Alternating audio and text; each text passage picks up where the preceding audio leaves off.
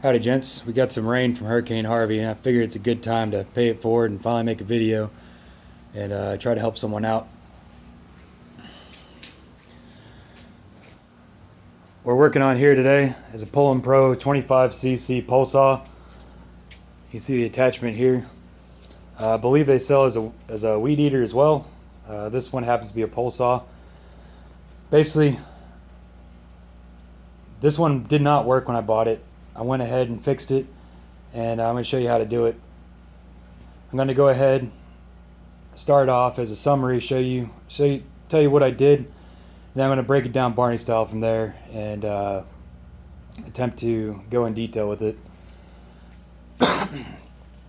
So basically on this, I went ahead, I got it. It would not start at all. Wouldn't even attempt it. So I checked the spark plug. Spark plug's good. Drained all the fuel, replaced the new fuel. It still wouldn't work. So then I went ahead, changed out a fuel line, changed out a fuel filter. Then it would run, but then as soon as I would start it, so basically I would start it, press the trigger, and when it would go to run, it would immediately die. It wouldn't try at all. At the same time, the chain was spinning at an idle pretty fast, and every time I pressed the trigger, it would go to run and it would just cut out. From there, I thought it might be the carb was going to replace it, but I figured I'd go ahead and attempt to adjust it. And ended up that's all it was. Now it works great. Taken it outside and experimented with it. So that's an overhead. To break it down Barney style, here's what I did.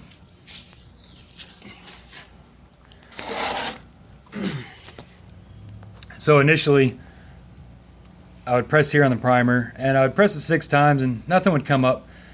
Nothing would actually come in here. Primer's job is basically you're going to press down, it's going to push whatever you have down into the intake. And when it comes back up, it should be sucking in fuel from this blue fuel line. There's 2 fuel lines here. The black one is your main one that goes straight into the carb, and your blue one's just for priming it. They come down here, they're teed in, and they go into a fuel filter on the inside. Well, since I was pressing this, nothing was coming in here, and it was still popping up, and it made me think, all right, so we got a vacuum leak somewhere. I went ahead to go to Lowe's, replace this. At Lowe's, I picked up these 2. There's a pack that has 2 different size fuel lines, and a pack that has 2 different size fuel filters.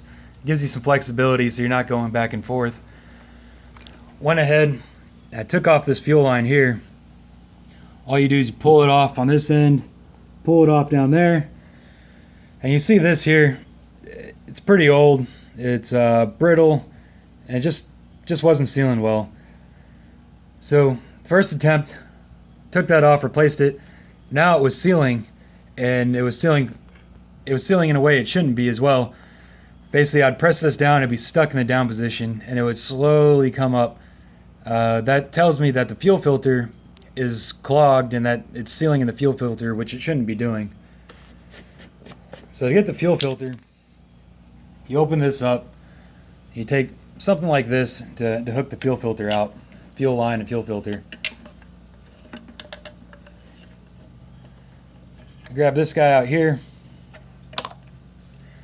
and there's a fuel filter at the end.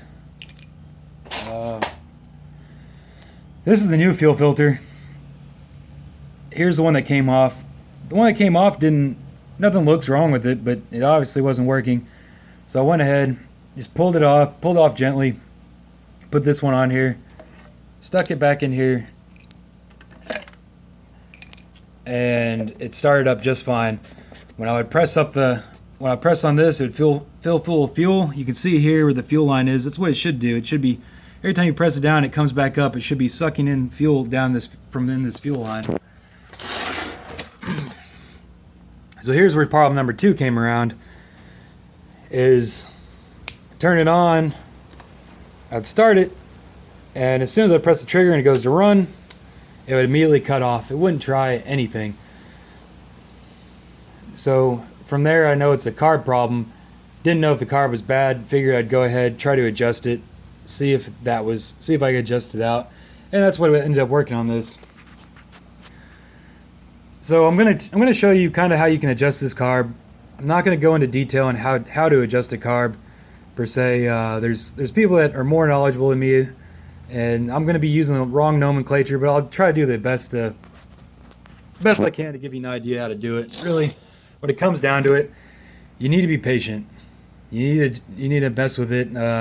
It's gonna take some tinkering. It's pretty simple concept, and once you start messing with it, you'll figure out kind of what you're doing. So here you're gonna have three things. You're gonna have your idle, which is, if you see that lever that's touching it, it adjusts how far that lever sticks out.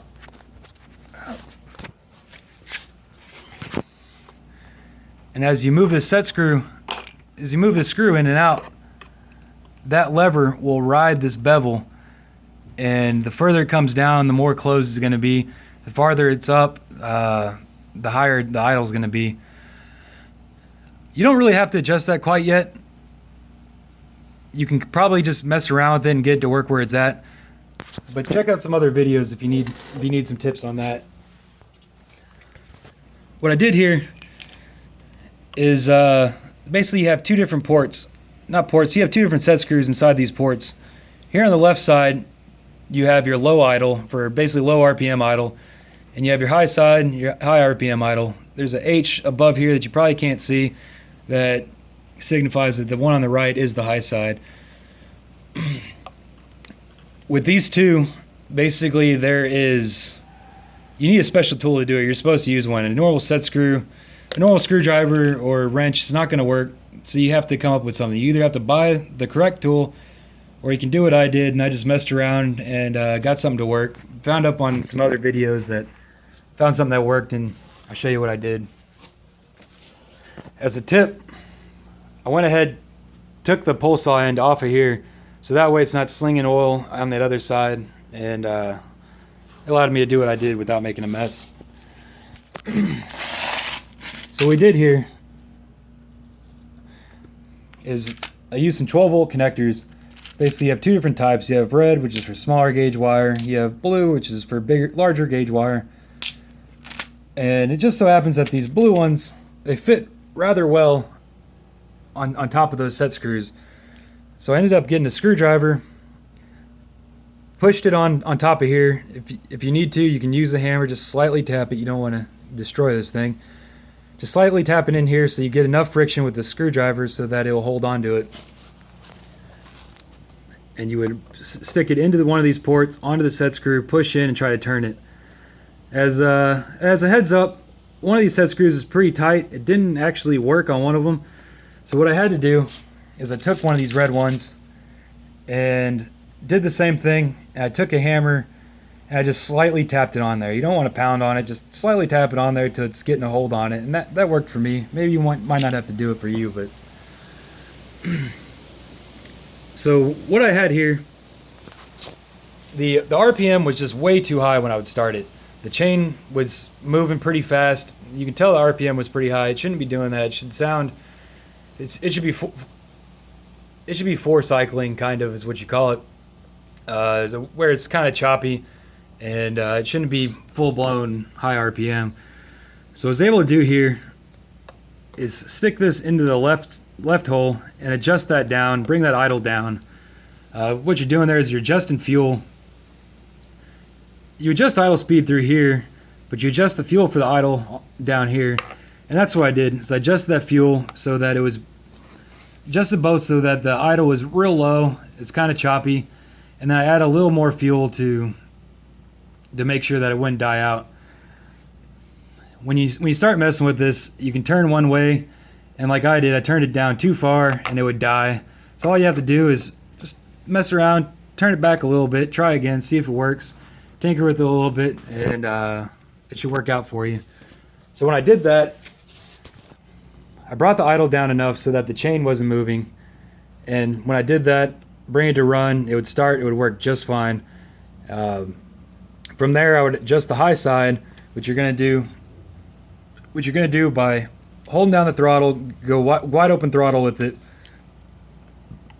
and then adjust the one on the right so that you're bringing up the RPMs the higher and higher, and then you want to add a little more fuel so that when you come back down, it doesn't die out. It leaves it just a slightly bit rich.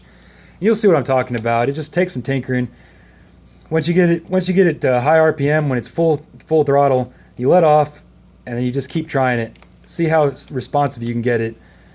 The quicker the RPMs build up, the more responsive it is, and you can tinker around with it, get it to work. Basically, that's what I did.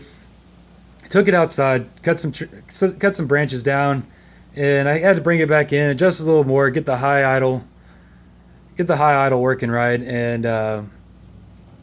get it going from there. Don't be scared of it. Just takes a little patience, and you just gotta tinker with it a little bit. But this is the basics that's gonna get you there.